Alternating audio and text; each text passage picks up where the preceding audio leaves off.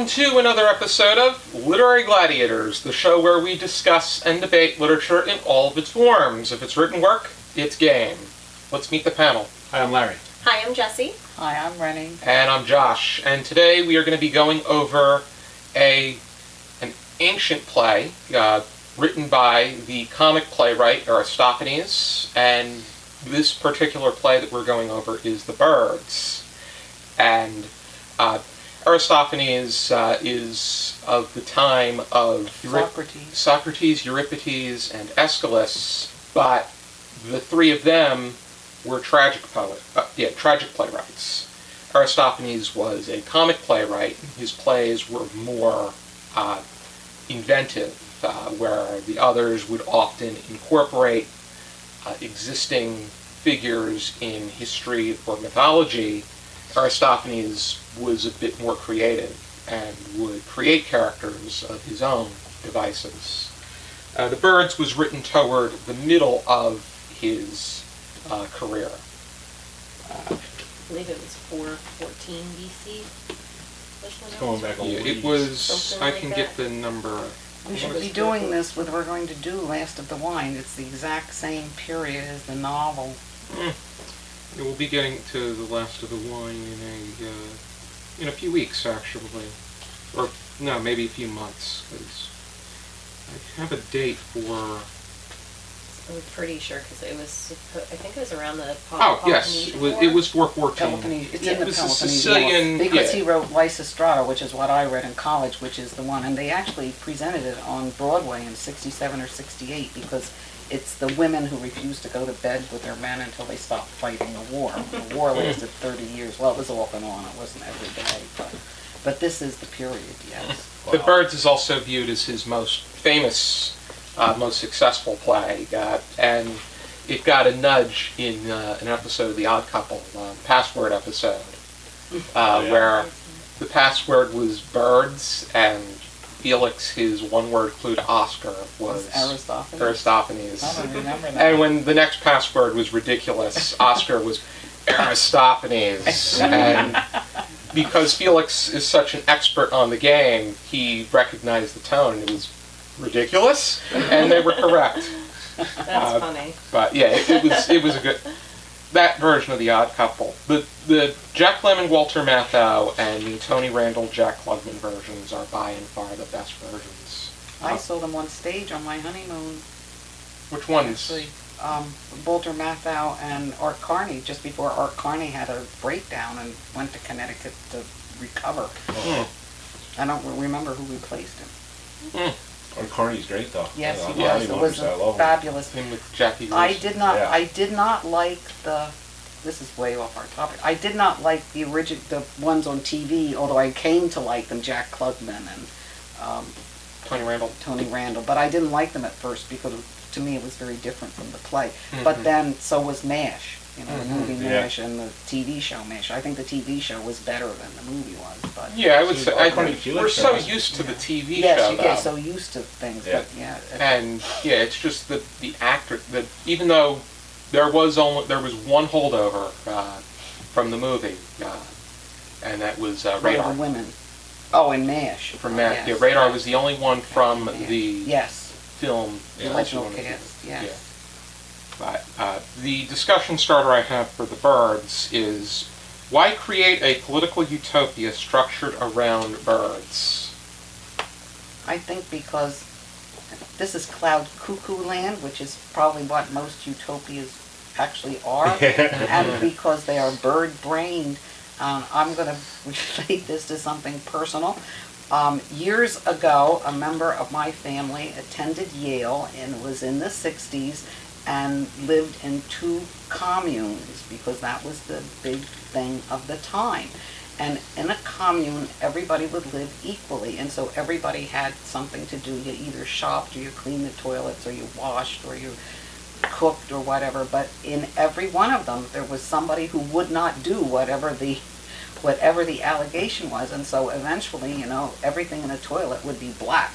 And everything in the sink would be black, and the refrigerator would stink. And so then the commune would break up, and they'd make another commune someplace else. So that is what happens with perfect societies. They don't work. Just like Faustus and his knowledge ultimately does not work. I think that can be said of any utopia. Every utopia is bound to become a dystopia. That's right.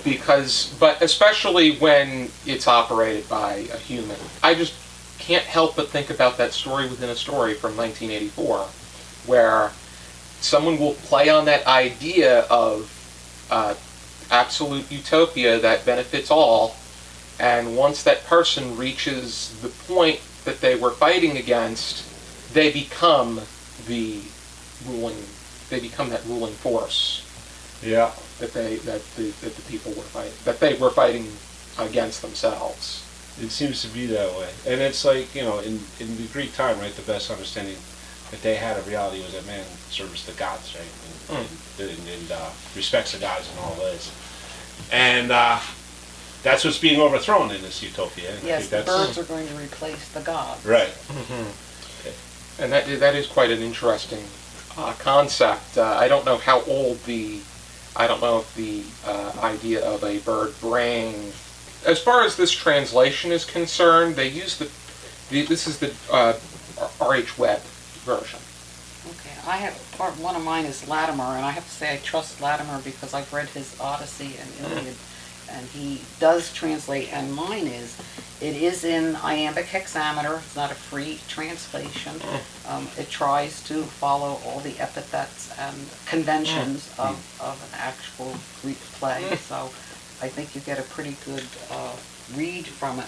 I believe I read the web version as well, and I gotta say, I don't know if it was the version but I was pretty impressed with the sophistication of the humor. And I thought it is supposed to be funny, and I had something marked here that I thought comedy in the Greek time was not necessarily funny, ha-ha, although they say much of this comes from the satyr plays where they ran around with satyr would have a fake phallus on that bounced up and down that I guess the Greeks thought was really, really funny.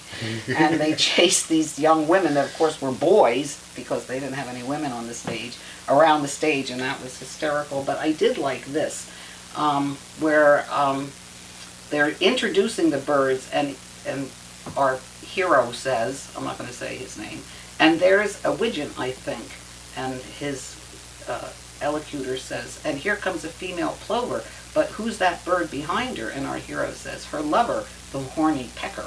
You might not have that translation. I do have something. I have something pretty weird very where the servant asks, in some ways, yes. Eulephates, what are you? And Eulephates says, I'm a pale Jim Crow from way down south, which, that, to me, it had to have come from the translation, because... Yeah, it wouldn't have the south. Yeah, you wouldn't be talking about, you wouldn't be applying American things to... Well, that's taking a lot of liberty. The translation explanation here does say that they try to take some of the more current satiric references that would have people in Athens would have known, but we wouldn't know, and substitute something that we would understand that might not have been a direct translation. So that might answer that. It all depends on where it was being adapted. Yes. And it's kind of like in the beginning of Faust, right? Where the director's like, well, we got to get an audience in here, so it's like... Yes, we have to appeal to the audience in some way. It's supposed to be a comedy, you got to make jokes they can get. A play for a contemporary audience or a Disney film, but a classic play being chronicled in a book. I mean, you can translate it with I don't know what the intention of these translations were. Right? I don't know. I don't know what his intention was. Was he trying to produce a play? I don't know. Well, in this case, I'm sure they didn't have the word pecker in ancient Greek. Yeah. They might have used. They might have used things like the F word and so forth that we wouldn't put in a translation today because they didn't have any Christian or PC background, right? So they just spoke out. And they do come. The ancient komos from which comedy comes was a line dance that was a kind of dirty song.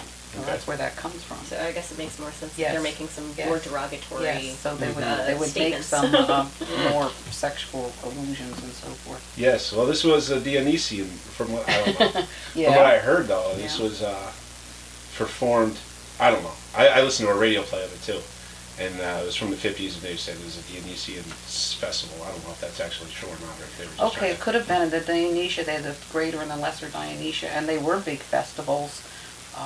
And something like this would probably be very appropriate for them. Yes, they all got drunk, and then whatever happened to you, you were in the hands of the gods. So you didn't really commit infidelity. It was Dionysius that did it. It's like Vegas. Yeah, that's right. In a way, more than in Christianity, which is more strict in many of those areas. In a way, Hawthorne says in The Scarlet Letter that the problem with the Puritans is they didn't have confession. They had no out. Once they were guilty, it was stuck forever. And in some way, Christianity does that. But the Greeks, I don't know about the Romans. Yeah, the Romans had Bacchanalias. The same thing. They had times to let themselves go, and Right. for which they weren't responsible. I don't know that I would like that, but I haven't been brought up that way. But yeah, they had that. And sure, this would probably be very perfect for one of the Dionysian festivals. I think it kind of gives you a little insight of, because I've not read, I mean, I guess aside from the Iliad and the Odyssey, I haven't read a lot of, ancient text. So I thought this was really neat to kind of give you a little bit of insight what they considered entertainment. And I mean, I still found it entertaining, but I don't know, I just thought it was interesting to be like, oh, now versus then. Like 414 BC is just It's also a ways back, as you said. it's goofy in the way of a cartoon very often. So Yeah, it does come across that way. yes, and I'm sure it was meant that way. But he also, we talk about Socrates. His frogs, I think, is a whole. They say he helped get Socrates. He wasn't assassinated. He was executed because of it. We have several versions of Socrates. Plato is one of them, and he is theoretically what gives us the university and the Socratic method of dialogue, which we are having here. Right. But some people obviously didn't like him, and he did end up being accused of corrupting the youth of Athens, and he took hemlock as his execution Right. because he could die slowly. Well, he denied the existence of the gods, right? Well, In a he literal didn't- sense. Socrates? He didn't deny their existence, but he did say, you were not at the whims of the god, you could make your own decisions, and that's a whole, that How about right that? then and there Here we are, right back in the house. is a change in Western culture, and that's why Christ is the same way. Ben Franklin You get actually a mentioned change the in two Western most culture. powerful people Yes. are Jesus and Socrates. Yes, they changed entire ways of thinking and entire ways of acting. Yeah.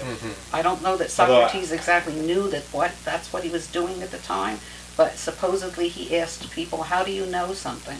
And then when they would give him the answer, he'd say, well, how do you know that? And then how do you trust that source? And I'm sure he was very, very irritating.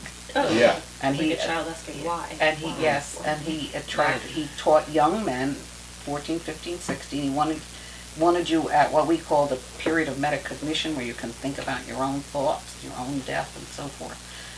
And so he was, for a large group, very influential. So he got blamed for the Peloponnesian War because one of the people that really wanted to invade Syracuse, which was not a smart thing for Athens to do, had been a student of Socrates, and other big political leaders at the time had been students of Socrates. So eventually they took it out on Socrates. But yes, he gave us what we are doing today.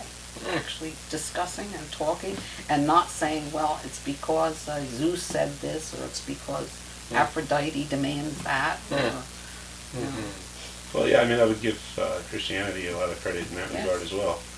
Christianity helps give us the individual also, because Yes. you have the individual relationship with your priest and your God and with Jesus, which Right. was certainly not something that they had, say, in ancient Egypt. Right. I mean, there's a reason why people converted to Christianity in a lot of ways, and that's because of the fact that it made so much more sense than the pagan ways. It went to their hearts, and it told them that there was somebody out there that loved them, and that they should treat everybody with respect. I mean, these are things that were new in the world at large. And then if you make a mistake, you have the opportunity to clean your slate. Yeah, a lot of the like Greco-Roman gods were just, oh, I'm bored, let's do this to the people today. And they were very whimsical and inexplicable, and that's something that Socrates did say. He said, how can you have, Zeus is not a moral force because he ran away with this woman, he ran away with that boy, he was always unfaithful to Hera. Well, that is explained because as the sky gods came down and the earth gods assimilated, they were either marriages to the sky gods, or they became the monsters, the echidna, the medusa, the women who didn't agree or didn't. That's how that's explained historically. But yes, they had lots of stories, but they were not necessarily good lessons at all. No. They were just stories. Yes. And yeah, but ideals and that kind of thing. You got the idea of the logos, right? That's pretty much it in Greek philosophy. And then St. John took that. That's the word that, not to go back to Faust, but that's the word that he changes in John's Gospels, the logos, the word. And what it meant is the principled order of the universe, right? That's what it actually meant in the ancient Greek and the pre-Socratic. Well, Aristophanes seems to be saying that the gods are so unpredictable and undependable and unapproachable that birds would be good replacements. Yeah, and those gods are. And they would be loopy also. Right. Yes. What were your thoughts about the characters within this piece? Do you think they were solid or? No, it's pretty one-dimensional. I'd say there's not a whole lot of depth going on. Yeah, I was gonna say, like you said, they're kind of cartoony. I think they're cartoony. They're there to say the words, but their personal development doesn't. Yeah, it's more so the chorus and the message that's really driving this piece, if anything. Translation shouldn't necessarily define a work, but I think with this one it really does. I feel like, kind of reading through this, I didn't take it as seriously as I took Faust. It's definitely, something that you're not supposed to look too deeply into. Yeah. You're supposed to just kind of sit back and enjoy it, and I can really see it as a play as just two different kinds of works, those too. Faust is a bit more. It's got a very serious, very miserable message. This one is a bit more whimsical and satirical. And maybe not even, I don't know, I didn't even really feel like it had any particular message. It was just, we're going to play this while you guys drink and have fun. It pretty much mocks the authorities of that day, in that time period, in that location. Yeah, and the mythology of it as well. But the way that they brought in, that's one of my things, is when they just randomly bring in mythological characters.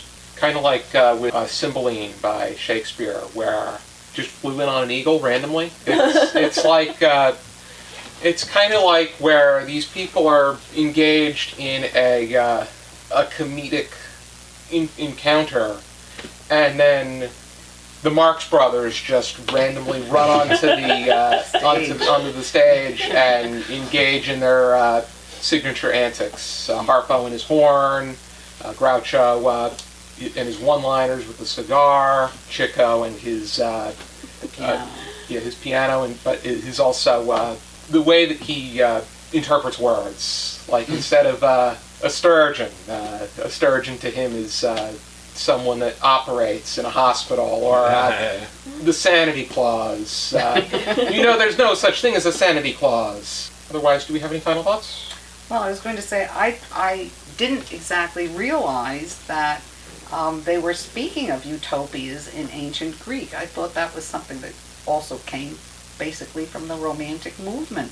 And utopia, of course, is a Greek word, so they must have had those discussions. And, well, of course, Plato at this time is writing the Republic, which is the perfect society. Right, so it's so it obviously was. There was always that interest, yes. There was always that desire for leadership and control, which, if you go as far back as Gilgamesh, it was very brutal, pretty heinous back in the day. But then again, that's the way we're perceiving it. And it might also have been somewhat anti-democratic. Plato was certainly anti-democratic because they did have a kind of pure democracy in Athens at this time. Only a few thousand voted because you had to own land, had to be in the army. Everybody else was a slave or a medic in the middle class someplace, or the lower class. And one of the reasons we have a Republican constitution instead of a pure democracy is that those guys were all classicists who read Greek and Latin and everything else. Mm-hmm. And they realized that when they voted, during the Peloponnesian War, if an admiral won, they all got together and they voted him honors, and they gave him land, and they gave him money, and they gave him crowns and so forth. But if he lost, they took everything away, they exiled his family, and they executed him. So that we can't do that with our politicians. And that might have been something that Aristophanes was also interested in. I don't know, actually, personally. But that must have been something that was under discussion, that you could have a very erratic kind of government with a direct democracy. Yeah, and Plato talked about the philosopher king. Yes, yes. He wanted somebody who was perfect to be the ruler. Yes. Yeah, and there would be a philosopher. Yes. Mm-hmm. Well, he was a philosopher. Go figure. Yes. He was a philosopher. I think I can't help but think about the Marco Rubio quote from one of the primary debates from 2016. It was technically 2015, but he said that we need to have more welders and less philosophers. Mm-hmm. Yeah, I agree with that. Yeah, people that actually do things or have done things as opposed to just say things and pull things out of certain areas. I mean, I've known engineers and I've known contractors, and the engineers are always sitting there going, nope, this is how it works in the book. The contractors are always saying, but that's not how it works in real life. When you build it. So, it's just kind of... The successful people, business people, you got, scientists, you've got, as opposed to people that have actually been hands-on. There's people that go into college, they get a degree in political science, and the next thing you know, they're running for public office. Oh, yes. It's not like that even their work is maybe... they might not understand the real world and how people operate in the masses. I'll give you a perfect literal example of that. Years ago at Tom River High School East, I advised the literary journal. We called it Reflections at the time. And in June, when it would finally come out, I would need people to count them out and put room numbers on them and deliver them to homerooms and so forth. And I had for some years what was called modern American literature, which didn't include the Puritans and some of the 1800s. And so they put the business students, which we don't have anymore, they're IT students, and vocational students in that class. And it was considered a non-college credit class, although it is now today. But I always said those were the kids that could do things. And when I needed something like that done, when everybody else was just waiting for school to end or graduation and they'd stop doing everything, you could give that task to those classes and it went like that. Yeah. They did everything perfectly, and you didn't have to worry about they were going to make a teacher mad because they were knocking on the door or anything. They were really terrific about it. Yeah, there's something about working with your hands and that kind of thing. About doing things. There's wisdom. And there is thinker, but you got to be a doer. Yeah. It's good to think when you do, but you people that just think but are unable to do, it's just like hot air. But do we have any final thoughts about the play? I thought the play was very charming. I don't know that the play should be required reading, but I was very entertained by it, and I think it's very applicable again today because we're going through people experimenting with their perfect sections of cities or whatever, and they are certainly living cloud cuckoo land. I think there were interesting things that it touched upon, and they did it in entertaining ways. But I think that there are better, more insightful things that I had read on topics of that nature. I've liked both of the words that she's used for them, cartoony and charming, because it's what it is. It's nothing that, you really, as I said before, you can't really look too deeply into it. You'll be disappointed if you do, because I don't think there really is, any broader kind of thing other than here's some entertainment. Renny's majored in English too, but I think being an English major, I sometimes have that tendency to look into things, but yet more than you need to. and yet there's some that I've like with Seamus Heaney's poetry. It's just I've taken it for its face value, and I enjoy it that way. I think you could do that with this one, and be happy. Yeah, I mean, I think it's kind of probably a little bit propagandist. I think maybe they're trying to take attention away from the gods in some way, or at least say something there. Not exactly sure what they're saying there, because it's been 2,000 years of history, and I don't know ancient Greece that well. But it seems like they might be trying to get at something there, but I don't know about the birds being just as good a replacement for the gods. Pretty satirical too, but that's depending on how you pretty nasty. Depending on how you view birds, though, because there are intelligent birds as well as. But I have to say, these don't, for the most part, seem to. They seem more like Looney Tunes. Yeah, indeed. But how would we rate it? 0 to 5 stars, half stars permitted. Larry? I will go with a 4. Maybe a 3.5. Just because I thought it was fine. I thought it was pretty funny, and it wasn't trying to be more than it was or anything like that. So I thought it was fine. I'm going with a 4. It was enjoyable to read. Overall, I liked it, and honestly, I'm going to probably look into some more comics. So I mean, Lysistrata. I think that is the better play. But I would give it a 3.5, a 4. Also, I don't think it's a required reading, unlike some things that should be required reading. But I think anyone who read it would enjoy it, would see the humor, and might apply it to current events. I would give it a 3.5 as well. I think that the translation this particular translation I'd give a little less, because it seems to be promising a more authentic version than it really is. I do like the attention that it's bringing upon the events during those days and trivializing them.